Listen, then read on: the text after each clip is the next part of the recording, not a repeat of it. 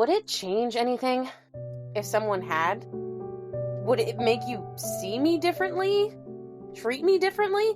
It'd make me hunt them down and shatter every bone in their body. You don't know me. Why bother?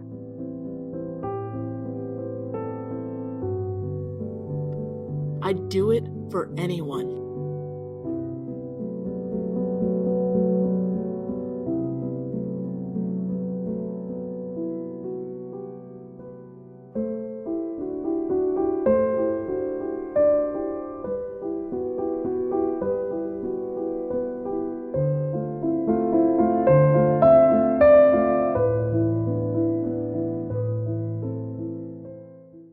Hi, and welcome to Twin Flames Between Worlds podcast. My name is Tabitha. And I'm Liesl. Hi, and welcome back to our 4th mini-episode of A Court of Mist and Fury by Sarah J. Maas. Welcome back, it's just us. Lonely us this time. We don't have anybody this time. We don't have that many friends. Well, we obviously wanted this episode to happen just because we're talking about this chapter, but I mean, it is weird not having somebody here now. Yeah. So, we will be talking today about the mini-chapter that is in A Court of Mist and Fury. So some people don't know. Obviously, Liesl didn't know when she first read it, so I pass it on to her. Well, okay, you did tell me, though. Yes, I did tell you.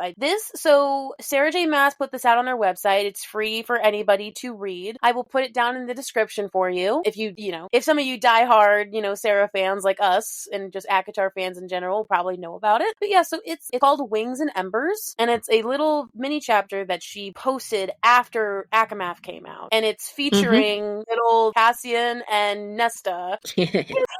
Two characters with the most sexual tension I've ever fucking seen in a book series. Yeah. Right from the get-go. Because some of the content in the chapter, we're technically making this a spoiler episode, even though we're not talking about anything beyond A Court of Mist and Fury. Let's say that again. Everything up until the end of Mist and Fury is free game. Nothing beyond. So once you've finished reading ACOMAF, and we'll of course post about this and everything, once you're finished reading ACOMAF, if you haven't read anything else, you can come back and listen to this. Yeah, because I know sometimes the spoiler episode, since there's 5 books, I know it can be a little frustrating to see the spoiler episodes and be like, I want to watch those. I understand. So this is free game for anyone to watch after they read it. It's just a few subtle things that they bring up event-wise that you don't want to read about if you haven't read the end of the book. Right. It has its own spoilers in it that spoil just in ACOMAF, which is slightly annoying. I totally get that. That's why I wasn't allowed to read it until after I finished ACOMAF, even though Tabby told me about it halfway through, and I was just like, what do you mean I have to wait until I finish ACOMAF before I can read it?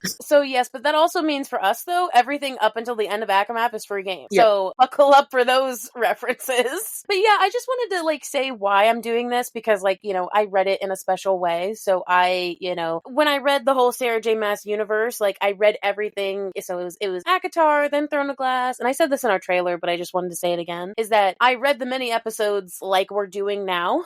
So the only reason I put it in this order instead of putting it at the end is first because we have our special episode finale episodes at the end of our season, and it'd be weird to kind of put it there, but I put it here because we just ended episode 8 where this inserted scene would have been put. It is right after Cassian comes back from, Feyre says that Cassian went to the mortal lands to give a letter that Rhys wrote, and so he comes back really mad. And he is riled up and making her training difficult. And so now in this scene, we know why. We finally get a description. I just love also Sarah as a writer before we start and get into this, because these are the kind of mini chapters that I love, because it's full of character development. But also full of the tea and the jokes and the stuff that makes you laugh out loud, actually. And also, if you were anybody like us, okay, granted, let me just start out by saying, as we start this chapter, I didn't like Nesta after reading Mist and Fury. I definitely did. By the end of it, obviously I had sympathy for her, but at the same time, I still was Team Nessian all the way. I was like, oh yeah, they're gonna get together. It's gonna happen. I could already see it. This is me reading it when I first read it. So yeah, we'll get started right away, and we'll go through this little mini chapter. I'm excited. Tabby just resent the chapter again to me, and I was skimming over it in preparation for this episode. And as she can tell, I was just laughing out loud, just even reading little bits of it, because it is so funny. Right. mind. It's so comical. So yes, actually, before we get into this, I'm just gonna read the little excerpt that it has before the actual chapter starts. I will try to read it in the most epic but normal way. I'm gonna be embodying my full graphic audio nature here, since I can't talk about the graphic audio this time because you still meant it once. I did. We have a tally. I did. So okay, let's go. So the intro says, for Cassian, the brash, handsome Illyrian general of Rhysand's armies, dealing with the opposite sex has always been easy and enjoyable. But when he's dispatched to the human realm to send a message for his High Lord, Cassian finds himself again pitted against Feyre's sharp-tongued, steel-willed older sister, Nesta. Honestly, Cassian has been aching for another round against the beautiful Nesta since their first tense meeting weeks ago, though he certainly hasn't admitted that to anyone, least of all himself. And Cassian certainly hasn't admitted that he may have finally met someone not so easily seduced by his quick grin and unfaltering arrogance. Read on for an exclusive look at what happened at the second private meeting and why the High Lords General refused to divulge any of the details of when he later returned to the Night Lord. Wow, that's so comical, just first of all. It is. It's like, come on a journey to see inside the mind of this brash general. Let's watch the clusterfuck, shall we? Watch as he struggles with a certain female. So first of all, as we get into you might notice when we get into this chapter, it's third person, because the whole, ACOTAR series is in Feyre's first POV. So as somebody who likes writing styles, I understand why. Yeah. It was a little bit weird to get used to, but I think it was fine. So first off, we actually have a POV from Cassian. So this is his third POV. Their banter back and forth, I don't know about you, but the way he describes it is like every rom-com you've ever watched, where it's honestly, the first thing I thought of was the kissing. And I hate to say that that's like a rom-com, but it definitely is, like a teenage one. So it makes me think about, if you've ever watched The Kissing Booth, it makes me think about that one really hot guy that, the girls fall at his feet and da-da-da, but then one comes along that, doesn't, easily swayed and fights him and whatever. And that makes him more attracted to said woman. Right. This is like, if everyone else is falling for him already, finally that, like, it's the trope of that one girl who doesn't pay attention to the popular guy makes him want to go after her more. And he's a warrior. He loves a fight, bro. He loves a challenge. Yes, he loves fighting for a female's attention. Nesta is definitely a challenge. Definitely a challenge. Yeah, truly. So as he's like monologuing here, he's saying that, like, he's kind of like monologuing what everybody's doing, like we've said before, as, looking at queens, more dealing with the Court of Nightmares, Amren doing whatever the fuck she wants to do. Quick side digression. I do love that, he's very aware of where his family is and what his family is doing. Yes. Part of that is his general mindset of, like, where are all my soldiers kind of vibe. At the same time, he's just like, oh yeah, this person's doing this, da, da, da, da, da, da. And then, of course, what he says about recent Feyre. He's just like, they're busy. That's also a rom-com moment of just everybody knowing but them. Exactly. Everybody knows they're falling in love, but nobody knows. Neither of them know about it, and then, of course, no one says anything about it. Right. Until they get together, and then, because doesn't he say that later? He says it like, oh, finally, Yeah. We've been waiting for you guys to get together. He says that later, right? And she also says something along the lines of, Feyre says later in ACOMAF about how, wait, did Cassian, did Asriel know? It's like, of course they knew you were mates, bro. Of course they did. Moore and Amren knew, and then Cass and Az slowly figured it out. Emphasis on slowly. Yeah. So I love how he recalls what everyone's doing, but he also volunteered to come, like, quickly. Yeah, no, I'll go. I hate you. I feel like I know what you're thinking. Oh my. So obviously, he volunteered, so, Nesta made an impression whether or not it's good. Yeah. But she's also, like, the hot older sister, so I don't blame him for being infatuated.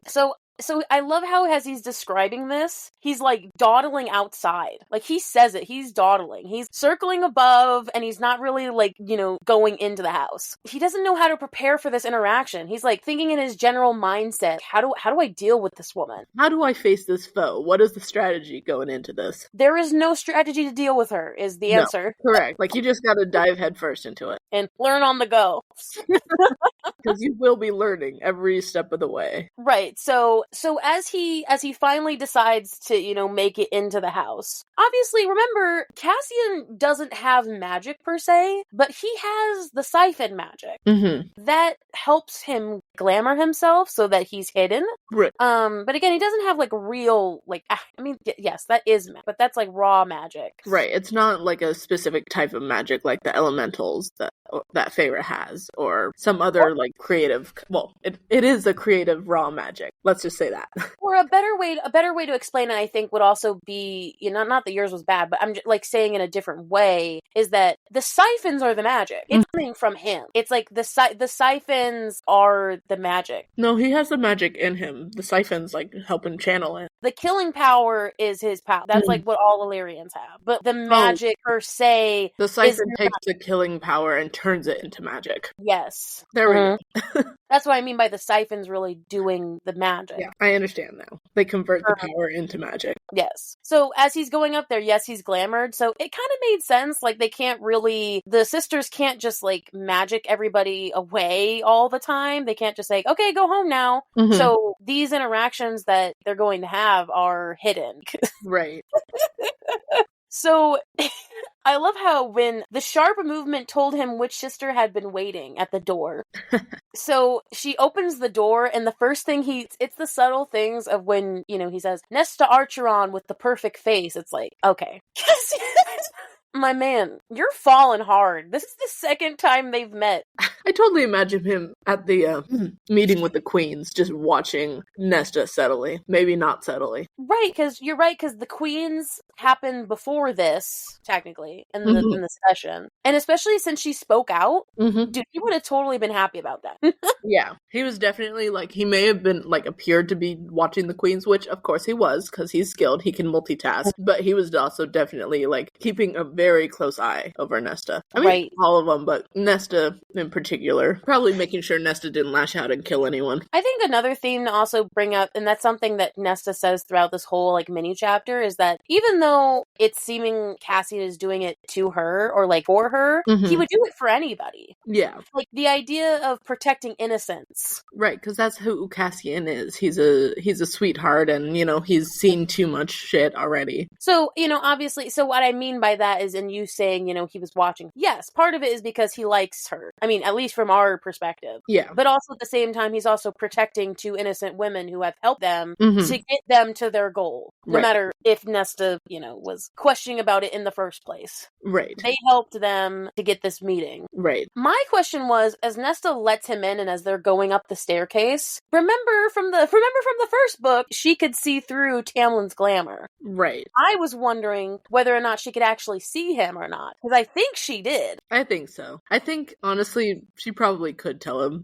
he was there the whole time. She was watching him. She, like, you know, as we'll get into, she felt his presence or whatever while he was circling. I bet she was, like, just standing there watching him through the window. I bet so, yeah. Because I wondered that when reading it again, because it made it seem like she was, like, looking dead at him. She could see his body. But he was like, well, how's that, you know, I'm hidden. I just... No, you're not, dude. Not to her. I think it goes with our theory, though, or your theory that you had even in the first season of her just being a descendant. It's another example of her maybe being descended from Fae, because she would see through it. But anyway. Yeah. Of course, she's walking up in front of him. And so as, like, he's walking, he's like checking her out. Classic male. And it's hilarious. Because then he says something later about how, you know, he compares her. Yeah, it's like, it is so hilarious to me. I cannot actually say it in words. Okay, so give me a second. Yeah. What is funny is that it's one of those really guy things where he's like, oh yeah, you know, I mean, I can kind of see the similarness between Feyre and Elaine, but also, you know, Nesta's got some big, luxurious boobs. Cass is totally a tits guy. Well, he's totally talking, like, it's like he's talking about her eyes or something. He's like, yeah, look at them titties. Wait, you were just... Okay, Cass is definitely the kind of male who appreciates even more specific feminine parts of the body. Yeah, see, here it is exactly. He's talking about, oh, okay, so, her slim waist, fitted sleeves, and then he's like, a thinner build than Feyre and Elaine, discounting the generous breasts.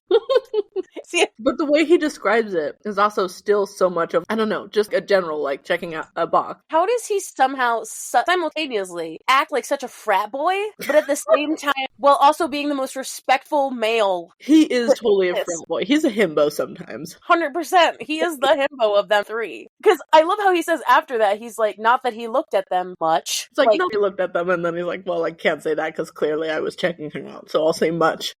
It's like, I mean, at least you're honest. I think the best part about Nesta and Cassian as characters is, weirdly enough, they're very brutally honest. That's true. They fit very well, in my opinion. But, like, imagine, like, if Cass was, like, writing this himself, and he was, like, told, hey, write in third person about your meeting. Spill the beans. And then he's just like, generous tits. Generous breasts, curved, and then of course he wasn't looking at them much. I feel like if you're saying that in like a a memo, I feel like he would have said tits originally, and then he like cross-outed. Yeah, he's like, wait, no, no, wait. Feyre asked me to give this to her, so I can't say tits. I want to be respectful. No, he's so sweet. So finally, as they get into, so Nesta takes him into a side room so that they can have their interaction, and then he like uncloaks himself or whatever, and he even like spreads his wings out farther.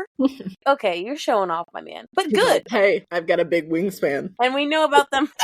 We know about them wingspans. Even if he's not the largest. Hey, they're all Fae males, but they're also like all crazy hot, so... Typical Fae male arrogance, in the words of Feyre. Right. So what's funny about her is the first thing she says to him is that you're 10 minutes late. And he's 10 minutes late because he was circling and didn't, And you're right, as Liesl said, she heard him, so she makes fun of him. And it's like, also, if you think about it, she let him in. Sorry, going back to the whole glamour thing. She let him in, in this glamour. How did she know he was there if 10 minutes late? How did she know to open that door exactly then? It's like she had to have known he was there. Or felt him. Maybe she couldn't really see maybe she could see like an outline of him, maybe? Yeah, maybe. If she couldn't fully see him? Yeah. I kind of like how he describes her sometimes. I mean, besides the blatant, she's hot thing.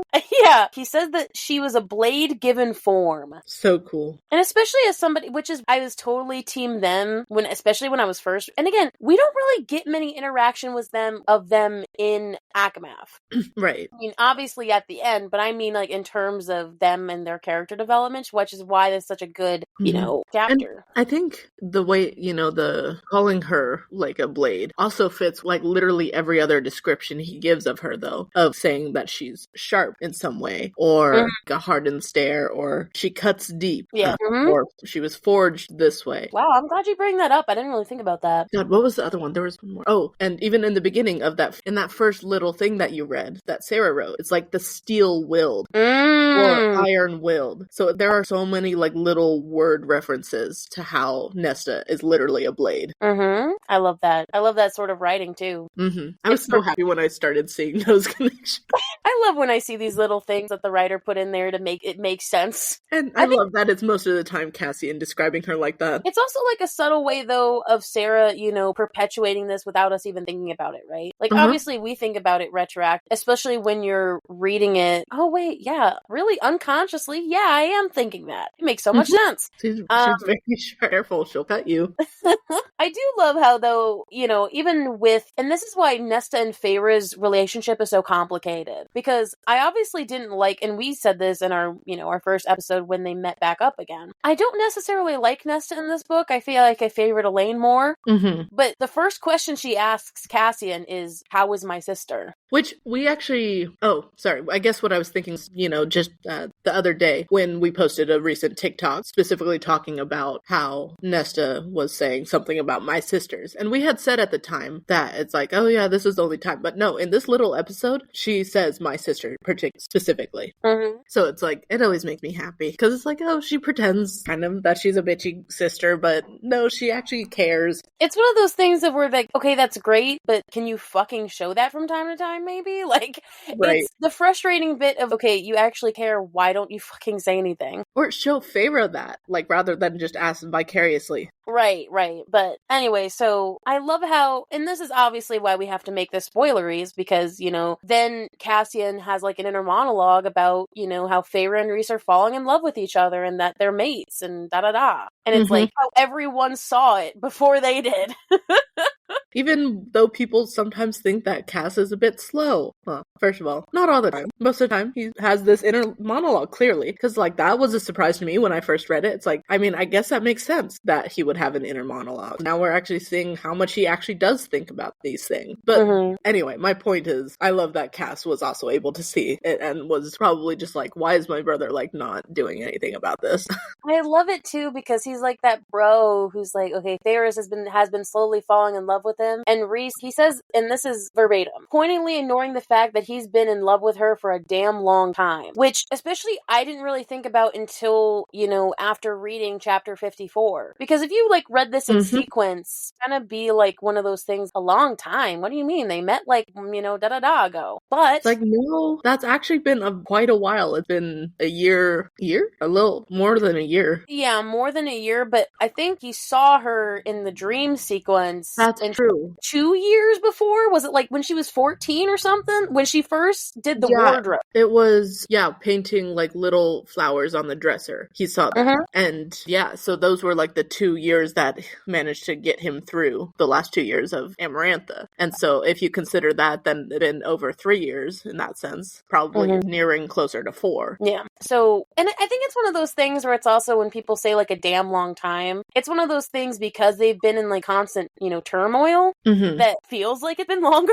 And also, I think there's another aspect of it of, we hear a little bit from Rhys, that, when he saw her hands, he immediately felt like peace and everything. And he slowly fell in love with the woman in his dreams. In that sense, he was saying that he was falling in love with, and then, he met, and then the whole thing under the mountain. But on top of all of that, if you think about it, these Fae live for a very long time. They're immortal. So for them, most of the time, maybe a relationship is like a fling or something for them. But for them to actually say that they're in love, because we don't really hear too much about like dating in their terms or courting for super long, unless it's courting meant for a extended period of time. So it probably feels like a long time in the sense of falling in love, just because he's actually saying love rather than, oh, I just want to fuck her. Yeah, or, when he said he's had lovers before, like, I feel like lover, I'm so glad you brought that up. That was also proud of you. That was very eloquently put. Thank you. I mean, you have that all the time, but I just want to, praise you for that. I actually put it into coherent sentences. I was gonna say, I think it's because I'm so excited, I'm like scatterbrained. So is Cassian. Yeah, that's it. So like when, even Tamlin and Rhys to a certain extent, when they said that they had lovers, whenever I think of that in a fantasy term, I never think of it as lovers in the sense of love. You know what I mean? It sounds weird to say, but it's like, okay, we're just together because of circumstance. Right, or just because we have this friends with benefits kind of. Lovers, you hear that said in fantasy books of lovers, of this is my lover of like from last week or whatever. Okay, that's a bad example, but like a lover in the night or something, where that's a fancy saying a one stand. Versus like if we think about Lucian and how he describes, he doesn't call her a lover. He calls, I don't remember if it was exactly, but he basically called her his love, his singular love. Yes. Versus a lover, which is, someone who loved them kind of thing rather than them loving. Lover is left ambiguous. Okay, I know we're like semantics argument here at this point, but like, dude, words matter in a text. Because definitely in a fantasy way, lover doesn't always mean to me as a love relationship. Exactly. And I've been doing a lot of creative writing recently when related to, some spacey stuff. Basically, definitely using lover versus lover is a more romantic way of saying a fling, basically, or a booty call. Yeah. And I just want to say this. Magic is specific, so we are talking about the magic of love here. It needs to be specific. Yes, very much. We're right on. So, as Nesta, I love how it turns immediately, right? So Cassian gets done talking about how his friends are falling in love, and then she's like, oh, so she can't deign to visit us in her busy... It's like, okay, bitch, pick a side. Like, you literally just asked if she was okay, or like how she was doing, and then you immediately, if you hear she's okay, it's like, oh, well, then she can't visit then. It's one of those funny things where, well, is she dead or crippled? Because she could have, like, she could have visited. But then, like, whenever she does visit, it's just like, oh, I'm just gonna ignore you again like I did previously. Yeah, she can't win. Nesta was mad at her for coming back the first time. And then now she's mad that she's not visiting? I can't win with you. It seems most people can't. No, so, they're kind of, going back and forth with each other, and, he tells her that he doesn't call himself a general. He said he just commands Rhys's armies. He's even downplaying himself a little bit. Part of that, I think, is maybe I don't think he thinks that he'll, scare Nesta away by calling himself a general, but I think part of him might be, more worried for himself. If he says general, she might, make fun of him for that, where he really holds the title of general precious to him because, since where he came from as such a lowborn, making it up to general, that's something of pride for him. And it's almost like he doesn't want to reveal that to her at the risk of her tearing him down. 100%. Exactly. Because doing so, he immediately comes at her and he's like, well, what do you do that's of importance? Nothing.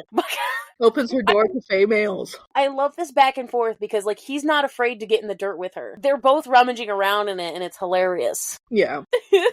But so, he immediately, she gets cold back at him, and so he stalks toward her, all intimidating, You brought this up pre-recording, but what's so hilarious about rereading it is she's like, you can't cow me with words, so you seek to intimidate me through your hulking size. Hulking? It's like he's offended that she said that. It's like he's about to, go off, and he's like, hulking, and then she continues, interrupting him. So obviously, he does not do what she says. Let's all just remind the audience real quick. She's a human. And she is not balking from this over 6 foot tall, winged, buff Illyrian male. And he's in her space. In her space. Very, very close to her. Does not even tilt her head down. Which is so different than, when Tamlin burst into the cottage. Mm-hmm. I can remember that and, how she cowered there. Mm-hmm. And I was wondering if she really cowered there because of her, or it was because she was protecting Elaine. I think it was more, honestly, of protecting Elaine, because Elaine was crouched down really small. Mm-hmm. And so, because if you think about it, Ness, in that time, going way back then, right, she had her arms around Elaine, but she kept her head up the whole time, and she spoke back to Tamlin, saying, we did nothing. So, yeah, I don't think she was. Yeah. So, she was crouched down, protecting Elaine, but she did not lower her head at all. Mm-hmm. Yeah, so it's interesting to see the change in dynamic, though. I'm glad, because of a different circumstance. I love seeing, the differences of circumstance. But regardless, I digress. As he's, getting close to her, now that he's close to her, okay, I feel can I just say this? I feel like everybody in the fantasy book talk community knows what I'm talking about. The idea of some dude just taking a big whiff and smelling you only feels appeals in a book talk realm, and then out in the world, if a guy did that, it would just seem really, really weird. Weird, creepy, kind of disgusting. But, okay, hold on. Okay, a big inhale, sure. That is weird. Okay, if it's a stranger that you're not very familiar with, then it's creepy. But the idea of somebody smelling nice on both ends, on the dude or girl's end, is something that we all subtly know about, but whenever somebody brings it up, they're just ew, smelling, that's weird. It's no, it isn't, bitch. No, I think if you make point of it, of standing next to someone and going, then that's weird. Then there's also the other side of it where you're just standing there and say someone walks by and you're just and take a huge inhale of it through your nose and hold it. Then that's a different thing. Because I've definitely walked past guys at the gym and I totally sniffed a little bit and I went, damn, smells nice. Damn, someone at the gym smelled nice? Well, it was after. I think they took a shower or something and were coming out. Guy that has hygiene. Yeah, a guy that does. Why is our standard so low, man? A guy that has hygiene. That's ridiculous. No, that's not even such a low standard. That's a normal standard, and people say we have high standards. I know, it's ridiculous, but anyway, again, so the reason I bring that up is because he does smell her, and so he said it hit him in the gut so hard he could barely focus. It took 5 centuries of training to make himself meet her eyes. Dang, okay, I don't know. His whole life. Yes. I don't know about you, but okay, this was when I first read it. This was my first gut reaction. I knew from their first interaction, I was like, I think they're mates. And I thought that 100% through. I think I definitely was, not directly on the mate line because so I wasn't trusting myself entirely, but I'm definitely like, oh, they're definitely going to be a thing. If he is so attracted and, be honest, aroused by her scent and her scent does something to him like that, it's a fantasy book. We know if a guy is aroused by a scent, they're going to end up fucking in some, like, whether that leads to something more or something more happens before they fuck, that's up to the book, but they're going to end up fucking. Well, and as somebody who read Mist and Fury first and then reading when Rhysand and Feyre mated, smell was actually an important thing, like, afterwards, because like they were like, when they had sex, or, chapter 55, when they had sex, like, there was not a smell of sex to it. I mean, obviously, sex does smell. There was that smell of them. Yeah, the bond. And so I was like, immediately reading that and then reading this mini chapter, I was like, oh, hell yeah, they are. Right. It's like, okay, they're definitely, like, gonna get together. And, then after that, when I first read this chapter, I admit I did it a number more times to start deciphering everything. And I was definitely like, I think I want them to be together. I think I ship them. I already shipped them from the first, but, anyway. It's very rare for me to like two people together, like, right on the first meeting. It usually takes a couple times and I'm like, oh, wait, no, they're gonna get together. No, this was new from the right beginning. As soon as Cassian and Nesta made eye contact and he smirked and she, like, bristled, I was, oh, shit. There's some fire there. And this scene just, like, takes the cake. So at the end of his POV, he's thinking about how young she is, right? And then he's wondering if she's been with anybody. Because he said he normally could tell, but she's a fucking loose cannon. He can't tell. Also, the fact he's thinking about that. Right. Also, he's a fae. Nobody in their world is a virgin. I guess it's important that he's thinking about that for her sake, but I love how his line before it switches POV is, there are other ways I could play nice, Nesta Archeron. Ooh, using the full name. Anytime a dude uses a full name, though, that's kind of hot. That's definitely, because pet names are cute, but also, like, Getting a little serious by using the full name there. God damn it, stop. Anyway, I was a little bit surprised. I thought it was just going to be Cassian's perspective, but no, we switch to Nesta's third POV. First thing, the Fae male Cassian was dangerous. No shit! Great observation. No shit! Not just dangerous physically, but also dangerous physically. Dangerous physically. I mean, I'm sure, like, at first, maybe it seemed like, it's like, oh yeah, like, I mean, actually, I think the way I interpreted the first time was her saying dangerous as in he's dangerous to have around in terms of, like, what their relationship is. And then it hit me afterwards of, like, no, actually, Cass is dangerous because she's human and he's male, like a Fae male. So he's also physically dangerous, and yet she's still just there. The physical part hit me afterwards. Right, and we're going to talk about it because, like, it's further in, but I think because also her interactions with men, not only is he physically more stronger than her, that means he could force her easier. And I mean, that's obviously something in their Fae culture, the human culture that they thought about the Fae, is that they just came and raped and pillaged and all that. Right. And so even though she kind of knows that he's okay, like, this is only their second time interacting. She doesn't know shit. So her guard is definitely up. Yeah. So I love how as soon as it gets into her POV, the first thing she also is like, yeah, Nesta and Feyre, God, no incest. Rhys and Feyre are falling in love, she said. Lesbian incest. Yeah. Not about the lesbian, about the incest. Yeah, I know. I just love how observant they both are. I think a lot of times when you think of Nessian, or, like, that's her shit name, when you think of Nesta and Cassian, like, they just think of two type A's trying to fight it out, but it's also because they're so hyper observant about everything, especially about each other, but they're so unobservant about their own emotions about each other. So they're so hyper about, like, everybody else, but once it comes to them, they're just like, oh no, nothing's happening. Who does that sound like? Shut up. I mean, partially me too, but why do you think I love Cassian so much? He's just a version of me. And we have compared you to Nesta before. True. I would be fine with that. 100% fine with that. So again, they're also blatant with each other, but I love how the last thing that Cassian said as she's monologuing to herself, she touches his chest, like she puts her hand up to his chest. Ooh. This is the difference between her and Feyre, right? I mean, I love Feyre as a character, don't get me wrong, but I love the teasing player nature that is Nesta, even though she's being sometimes a bitch about it throughout this whole thing. That's kind of funny. She is definitely a tease. And, like, most people are like, oh, yeah, she's, like, really prissy and snobby. It's like, no, she has a playful side, teasing side. Because part of her wants to do it. Mm-hmm. Nesta's so stubborn, she wouldn't touch him if she didn't want to a little bit. Right. And if you think about it, Ness is 23, right? In this moment. Yes. Mm-hmm. It's like, so she's 23. She's probably thought about a lot of things. Yeah.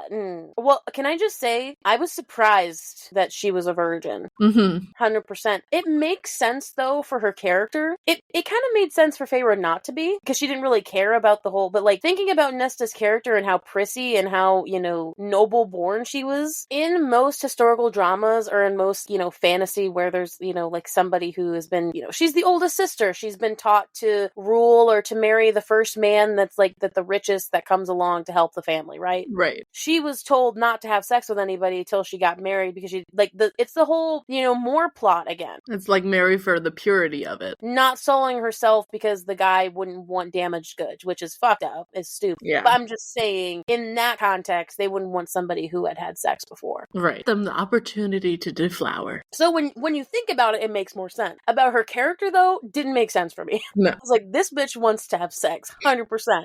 I remember I, laughed out loud when she did it, though. I mean, I was laughing a lot with this chapter, specifically with her teasing nature, and then Cassian's responses to it.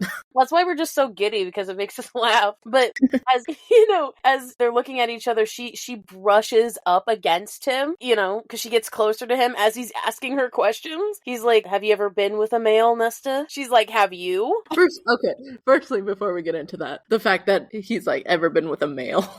You need a male, not a man. Oh yeah, he does say male. Doesn't say him. Or like a boy or whatever, like he says male. So ever been with a male, like male, like gestures to himself kind of male. Just Nesta's response of like, have you? I wouldn't be surprised. I think he probably has. He probably has. He's been has been fucking since he was like 17. So 500 years he's been fucking around. He also, probably has explored a lot. Also, any war camp, come on. Yeah, 100%.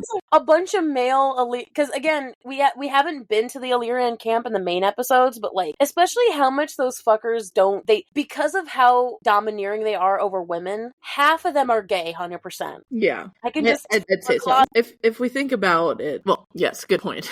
But if you also think about it, going back to the family dinner when Cass was talking about how, he would challenge anyone and everyone for things, clothes or food or weapons or whatever. Honestly, that kind of thing seems like it's a common thing in the Illyrian camps. So maybe one of those options was something related to sex. Of like, right. I beat your ass in the ring, so I'm gonna beat your ass. I just know in all of those stories when there's just a bunch of really arrogant prick dudes in a camp together, yeah, more than likely. And oftentimes at a war camp, like maybe there's not gonna be enough females to pass around, so they gotta relieve themselves somehow. So brutes and bastards is all that she this is her whole thing that she goes through, when she's talking to him. So as, he's kind of like getting enthralled by her talking, she's like, no, I haven't. By the time I came of age, I was surrounded by low-born brutes and bastards. I'd rather use my own hand. Okay, so she has standards. The silence that we had afterward, we were just like, kind of agree. Leaving it in. I think isn't that something in societal culture though, like nowadays, where it's like the man will get off, but the woman won't? Yeah. And they have to that's a thing, right? Yeah, unfortunately, it seems so. That's so upsetting. Because guys aren't putting in the effort to make sure that they figure out how to, please their partner. Yeah, that's kind of sad. Yeah. But so I think people have learned to use their hands better because they don't get any satisfaction otherwise. I think as I was when I heard Sully, right? I don't want to go off on too of a hanger, but I think when I read that, I went, damn, if I think about it, Nesta is literally the complete opposite of Morgan. Mm-hmm. Not only personality-wise, but the story of Morgan being the Nesta character in terms of how they grew up as the older, person living. Because obviously she's probably the oldest woman. Mm-hmm. I actually don't remember if she has siblings. I don't think so. I don't think so. Maybe cousins of some sort. I think it said that she had cousins, but I think she was Kiara's only child. So I guess in that regard, she wasn't the oldest of any siblings, but the idea of her being prize married, which Nesta was, because she was the oldest, mm-hmm. the person who didn't sully her herself versus, Morgan did sully herself to be with somebody versus Nesta doesn't want to do that. Mm-hmm. She doesn't want to be with just any. Right. Obviously, Morgan, it's a very gross overgeneralization of Morgan's story of her actually, quote unquote, sullying herself. Mm-hmm. But just personality wise and also their stories, yeah, they're somehow really similar, but they're completely opposite characters, which I really love. Right. And he brings her up a lot, so that's why I thought about it, because I was, Cassian brings up more a lot. Mm-hmm. So as we're going through this, when she says, she hasn't, she gets triggered. She triggers herself. Because remember good old Thomas Mandray from the first book? So we learned that after, Feyre, because obviously we know from the first book that she left him, but we don't really get much about how that interaction went. Like, literally, Nesta said to Feyre, it's like, I realized he wouldn't go to the wall, go to Prithian to save me, to save you. And that was it. That was the end of the discussion. Mm-hmm. So we find out that when she said that it's over and she turned him down, he doesn't know how to take no. Yeah, we don't really get the scene at all, which again would be triggering to most people, but yeah, he hears the sound of a tearing dress, and obviously that is an indication of he was trying to rape her. Yeah. And it didn't work. She somehow got away, but she was also, I think this is the first time we're really hearing Nesta scared. Right, and like triggered because of a scary thing that happened to her. Because she said the blind terror in those moments and screaming and clawing away for freedom. We haven't really heard her say those words, that verbiage. Or just the idea of Nesta screaming almost terrifies me more. So obviously Cassian really isn't, he's upset kind of about the brute comment, but as she has never told anybody, Cassian sees right through it. Doesn't even give a shit about the brute comment anymore. Totally realizes, I mean, obviously he doesn't know the story. It's not like he can read her mind or anything. Right, but something in her face shifts. And like, he's, of course, analyzing her face, and he's had 500 years to be able to learn how to read people. And it just so helps he seems to have a closer kind of connection with Ness somehow. But like, he sees that shift and is just like I can totally see it turning in his mind. Oh, I'm annoyed about the brutes, but then like, wait, something just shifted. She looks scared, or she smells scared, and we are talking about males. Let's put that together. Click. Something happened with a male. I know you're using it as an example, so I'm not trying to like correct you, but he actually didn't smell anything on her, which is very interesting. Is that she kept her emotions kind of bottled down, and all he could see was on her face. So like the idea that smell wasn't even something that he thought or that happened. First of all, that's interesting that she can kind of tamper her emotions to it where he can't even smell it on her. The fact that he can like see right through it, and then first of all doesn't even question, it's terrible nowadays that somehow when a woman has like this experience that there's an immediate question. He does not question it. Right. He's not like, was very pleased about. Like, rather than like, oh, what happened? Who was it? When was it? Tell me everything. There was no question. It was, I believe you immediately. Who? Yeah. Without even asking about the situation or what happened, just who? Who hurt you? Because I think there's definitely something in, I don't want to get too much on a soapbox here, but in society, even now, where women aren't like automatically believed. And I know some women lie. No, it's very much of like, oh, well, what were you wearing?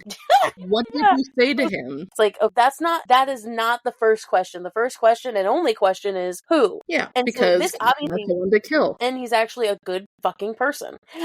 He's a good man, and he'll hunt someone down. I love how she is so thrown off by this. She's like, I don't know what you're talking about. And then she says, sorry, it just clicked for me, like, just even more of the fact other than Cass just being a good male, but like, everything that happened with his own mother, he will not stand for a woman being mistreated. Sorry, for some reason that just clicked. No, it's good. I love how she's like dangerous, this man. Not only the fact of just physically, but especially how she says how he made her feel so out of control. Yeah. That he found her vulnerable even for a moment, which is Nesta's whole thing. Yeah. Nesta does not want to show a vulnerable moment at all. And I think it's also kind of going with that. The idea of someone being dangerous because they see you and they understand you and the fear that comes with that. So it's not the danger as in she's scared of him. She's scared of what it implies. Because I love how her immediate reaction, and I'm sorry we're going through it's very important to beat it because there's so many things they're saying to each other that makes, like, you have to say verbatim. Right. So she's like, would it change anything if someone had? Would it make you see me differently? Ooh. Insecurity. Weird enough, that's a really good question. Because obviously, she knows how much of a bitch she's being. But somehow, she's, like, thinking that in a bad way.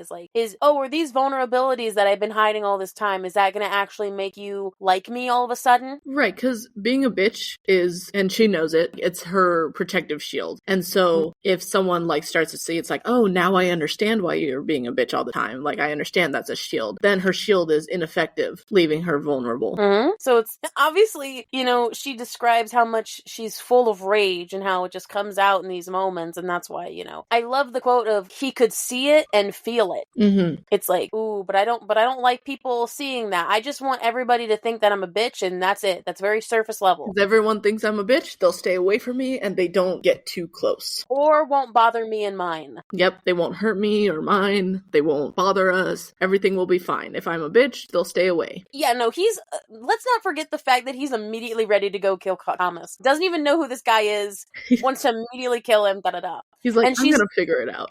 She brings up a good question, though. She's like, wait, like, you've only known me, like, this is our second time. And he's like, I would do it for anyone. What a good man! Good male, because men's don't exist. And again, I think that goes back to Morgan, but also just, how women, and again, like, how he said about his mom, you said, about how they treat women up at the camp. That's like an Illyrian trigger. Just wow, man. Just wow. How much character development could get into just 16 pages of dialogue is amazing to me. So much. But so, of course, whenever you get, like, whenever you get close, sometimes the physical barrier starts to break too. Yeah.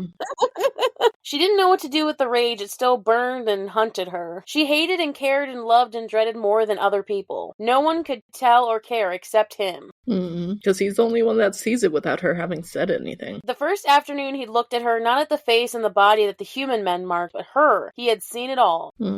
So, that being said, she exposes her neck to him. Oh my god, I'm feeling vulnerable and scared and angry. Let's expose myself even more physically. First of all, that's such a werewolf thing, first of all. Like, in any fair werewolf novel, that's totally what that is. Yeah, true. Second off, I mean, I love necking as much as the next girl. I think a little bit more. Maybe.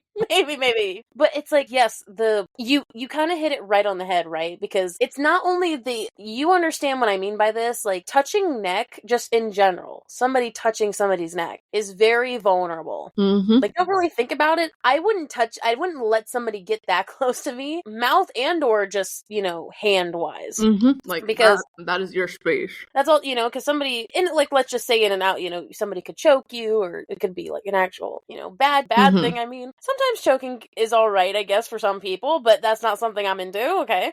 You're not kink shaming. No kink shaming. I'm just saying, for a character like Nesta, the invitation, she's already talking about how she doesn't want to be vulnerable. And now she's literally exposing her neck to him. Mm-hmm. It's almost like some instinct is telling her to do it. Without even realize, I think she's doing it. Yeah, the instinct of it. So then we flash back to Cassian's point of view, and it's mother and cauldron, damn him both. This woman. Sounds about right. Dude, he's like, okay, what can I do to beg her to touch me? Bro, you are falling hard. You might need to take a step back. I love the phrase that it's like, 1 minute he wanted to throttle her, and then like the next he saw the fear on her face and was like murderously calm. It's like, dang, this woman has so much control over him already. Mm-hmm. She does he only calls her fragile because, she's human. But, sorry. I love how in like the same, description of, how she's, a little bit fragile. Mm-hmm. He's just like, he could scent her and, the smell of her on his lungs stirred his cock.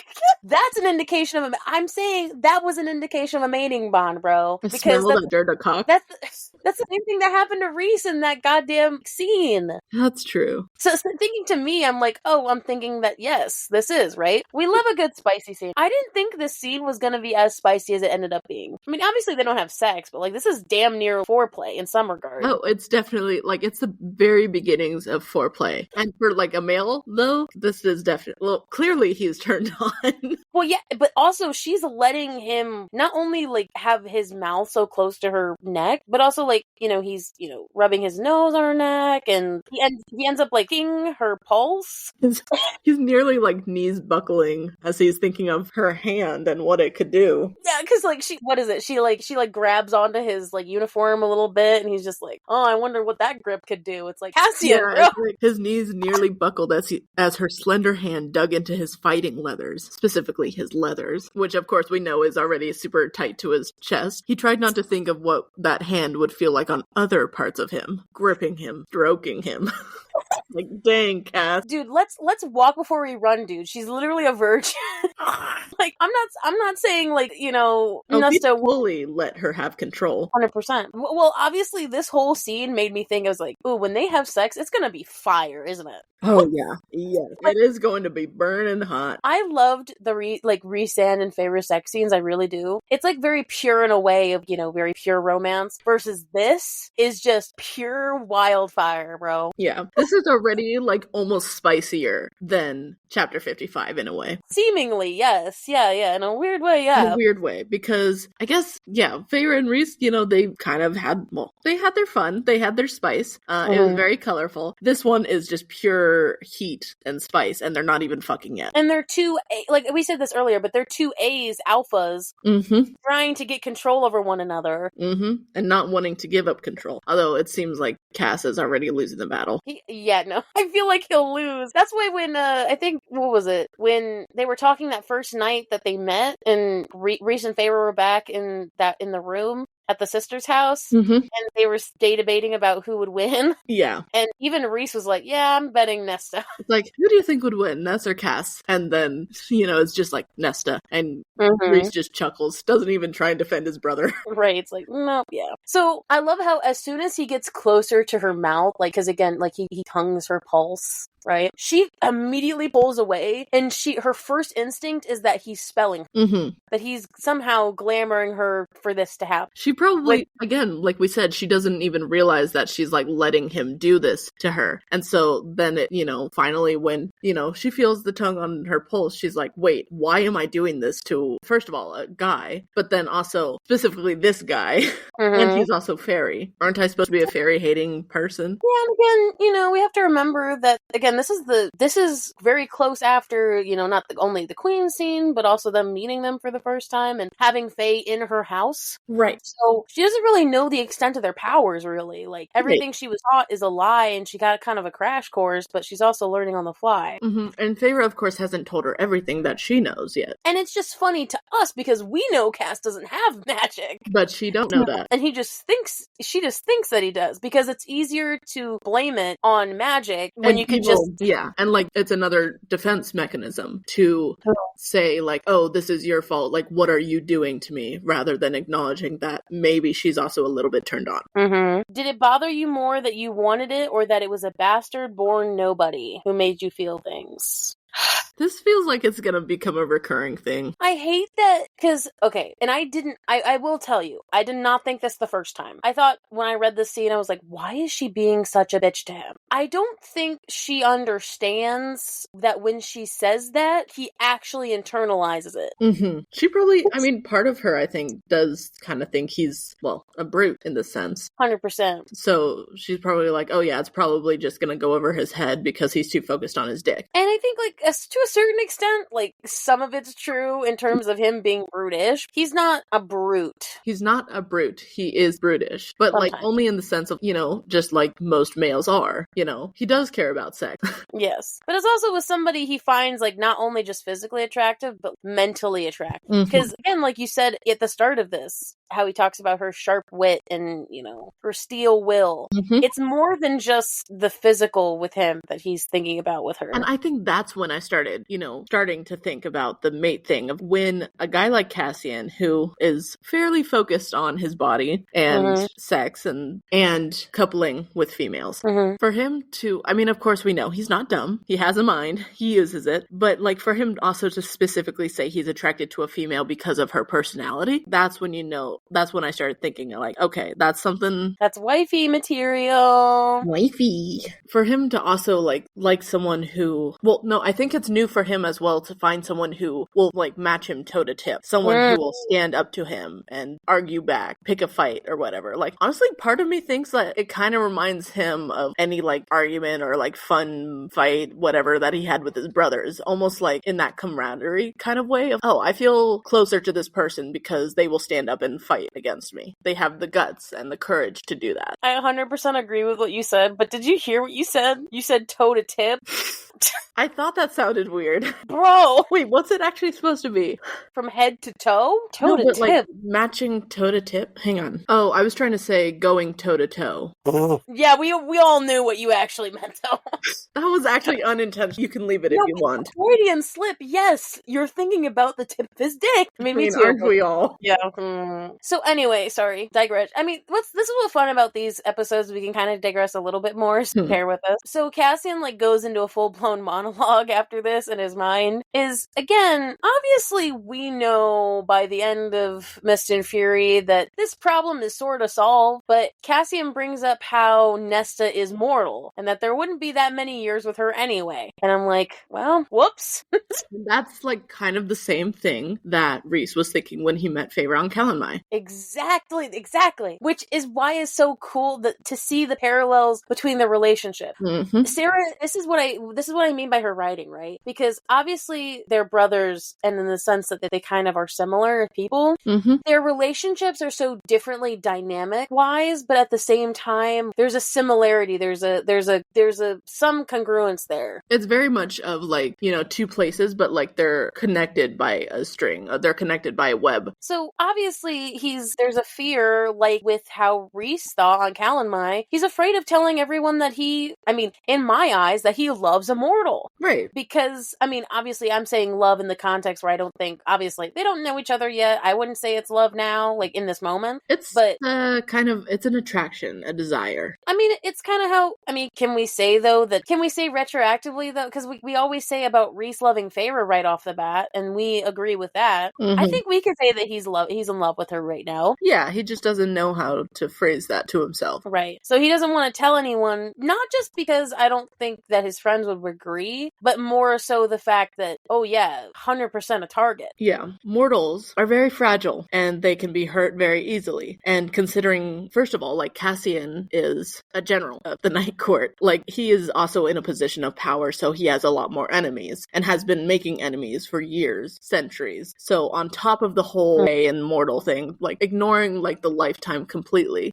she's gonna be put in even more danger. At least that's what he's thinking. And it's probably true. I didn't think that the first time when he said that, it was, why would he be afraid of telling everyone? It's like, well, I think it's more so about her being the actual physical mortal than about... I do think, though, right off the bat, though, I don't think that he's also afraid of telling them, because not only is it Feyre's sister, but Feyre's sister that nobody likes. Right. It's like, wait, so, you like that bitch? Yeah, everyone's gonna judge him. Not only for loving mortal, maybe he has a fear that they'll treat Nesta differently as well, though. Like, maybe they'll, either like treat her with even more disdain for like, oh yeah, you gotta stay away from Cass, or they'll try and reluctantly get along with her, and then she won't like that, of course, because that'll be more fake. But so he's probably also thinking about her. I love how, though, when he thinks about this, like telling people, the first person he thinks about telling is Mor. Yeah.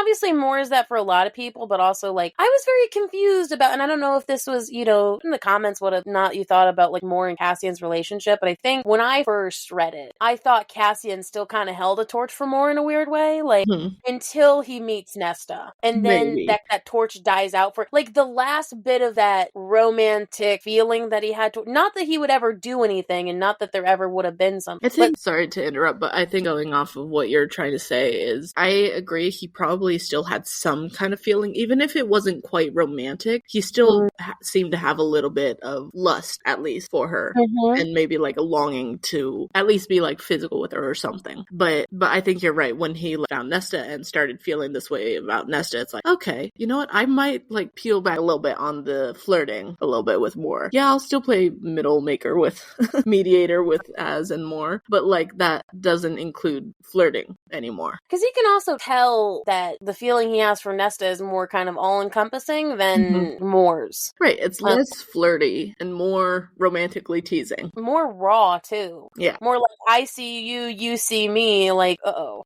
Raw and like super deep as well, whether they want it or not. And so, yeah, as he brings up Moore, it's important because, I love how we get these little, backstories and everything. So we get kind of the more Azrael perspective from Cassian himself. So when he talks about when Moore first came to the Illyrian war camp, that Cassian was jealous of Moore and Azrael's, Moore was very shy, at Azrael and kind of was like flirting with him, while Azrael said, or to Cassian, Azrael fell in love with Moore from first sight. Aww, that's very sweet. And he's still pining after her. I know. It kind of makes me upset. Not kind of, it does. Yeah. Makes me upset that he cares so much about her, but she's not. Something's off. She's like playing oblivious, but I don't think she is. Yeah, so I don't really know what's going on with that. Cassian was mad that Azrael was changing. That because this hot girl appeared, that their friendship was changing a little bit. And so I love how, like, as I'm thinking about this, as I'm writing my notes, I love how it's like, so you were jealous that Az and Moore were bonding, so your solution to this was fucking her?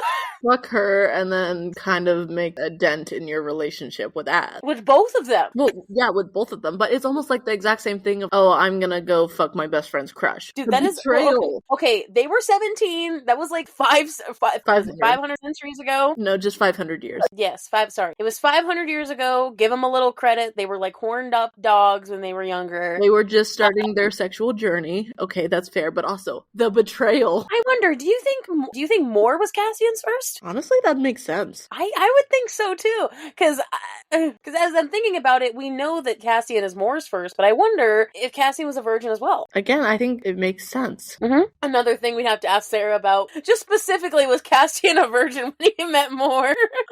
Or maybe at least his first female. Yeah, maybe.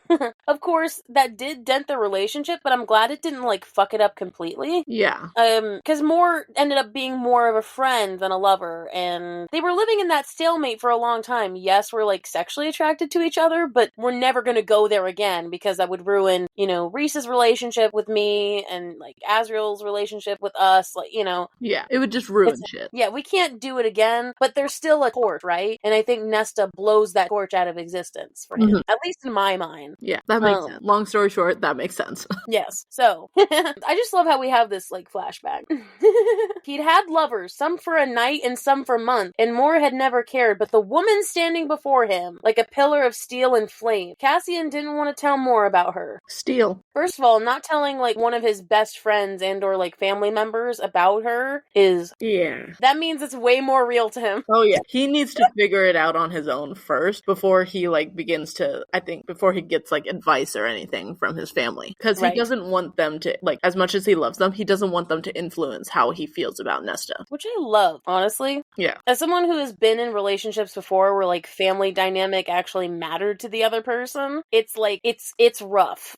So, I just want to put that out there for anybody feeling that way. I felt that. And there's nothing wrong with, like, temper, like, I mean, if it's, like, super serious, I understand how that could be important to tell your family whatever it is that's super serious. But also, there's no, like, shame or nothing wrong with taking some time for yourself to figure something out before you try and explain it to someone else. Because oftentimes, if you don't know it yourself, you can't explain it well to the other person or the family. And then things can get complicated, miscommunications, and then also the whole idea of being influenced about the thing. Right. Oh, great words of advice from Liesl here today. I know, I'm on fire today. I know, fire, haha. So, long story short, after this interaction happens, right, he throws the letter at her, and he's like, send it, blah, blah, blah, and then Nesta says, he demands that he send someone else next, which he responds in the best way and says, well, I wish I didn't have to deal with this sister. I wish I could deal with Elaine instead. And she's like, ooh, nope. I just say, though, the way that Nesta is just like, tell my sister and that new High Lord of hers. It's like, dang, moving on to the second High Lord there. Like, he's just jumping around High Lords, like, it doesn't, just like, and that new High Lord, not like the High Lords used to scare the shit out of them or anything. If only she knew about Tarquin, that would make that way more fun. Right. And so obviously, she's very not cool about Elaine being in the scenario. And I love how, okay, I'm not defending her betrothed here, but I am saying for one thing, I'm not defending him, but as somebody who, as the audience member, has never met this dude, they're ragging on him hard. Again, we don't know if, first of all, we haven't met him. Second of all, it seemed like more from the description that his father was the bigoted one, not him. I mean, obviously that shit and those, like, values passed down from generation, but, like, they're really hitting him hard. Like, it's like, why are you letting her marry that bigoted prick? It's like, okay, it seemed, again, to me, more like the father was the problem than the son. Because what if the son is actually nice? I'm just saying they're kind of hitting him hard, even though they don't know him. That's cool. Because, he calls him a monster and all that. Mm-hmm. It's like, okay, bro, I can see maybe somebody, why would you marry somebody bigoted? But a monster? Do they know if he's actually done anything? Probably not. But I do want to bring up, though, of, like, in these two books, kind of, in terms of humans are, like, talking about how scared they are of fae and fairies. And then here Cassian is calling a fae-hating human a monster. So it's almost like they are scared of the humans. Almost like, a big giant creature is more scared of the mouse. Or talked about, like, this fortress. Kind of reminds us of the human queens in a way, because, like, now we know from the human queens that humans, or at least they, were able to winnow. That opens up a whole can of worms to, like, what the humans have known and what was passed down from generations about the fae. That kind of opened up kind of a bad situation for them, so now they don't know what to expect from those kind of people. But as she's talking again, she hits him one last time with a bastard-born nobody. I love how he immediately says, bitch.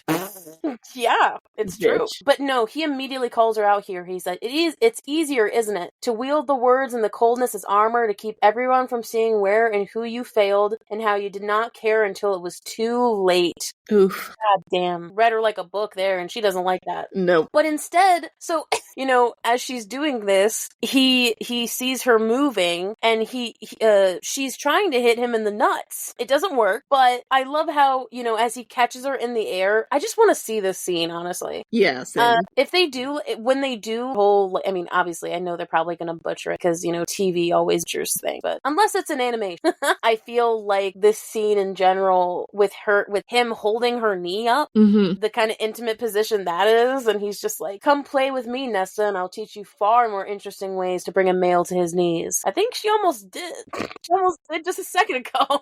Yep. And so honestly, the funniest part of this whole thing is, he asks her what she's hiding, like, all beneath, and then when she surges up for him, right, he thinks that she's gonna, like, try to punch him or smack him, and she grabs both sides of his face, as in trying to kiss him, which, just granted for Cassian here, in most of these fantasies, I wouldn't have been shocked if she did try to kiss him. Be like, oh my god, da-da-da, we're fake fighting, and then all of a sudden just like, that was hot, kiss.